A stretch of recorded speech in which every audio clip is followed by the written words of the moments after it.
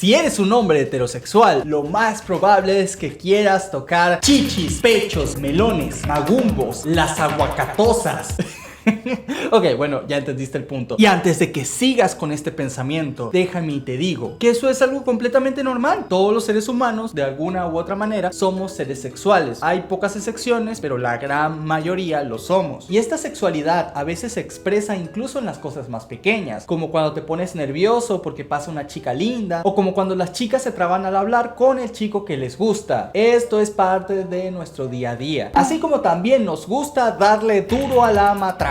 Eso es parte de crecer, Timmy. Y bueno, no es un secreto que en su mayoría este deseo es mucho más intenso en los hombres o se expresa muchísimo más que en las mujeres. Pero la pregunta aquí es, ¿hasta qué punto es saludable expresar esa sexualidad sin perjudicar a otros? Y todo esto empezó por una publicación en el basurero de todo internet, Twitter, en donde me salió este tweet que de hecho es bastante interesante, que dice que básicamente Denji, que es un personaje cuya meta es simplemente tocar tetas, lo trata la comunidad bastante bien, pero que a Mineta de Boku no Hero Academia, que tiene exactamente las mismas intenciones, pues la gente lo trata muy mal. Pero bueno, aunque creo que la diferencia es obvia, creo que este tema puede ser usado para hablar de cosas bastante interesantes. Para esto primero entendamos cuál es la situación de Denji. Él es un chico que creció sin afecto materno, y no solo eso, sino que en ningún momento pues tuvo amigas o cualquier tipo de contacto femenino, haciendo que cuando le llega esa necesidad en su adolescencia no tenga cómo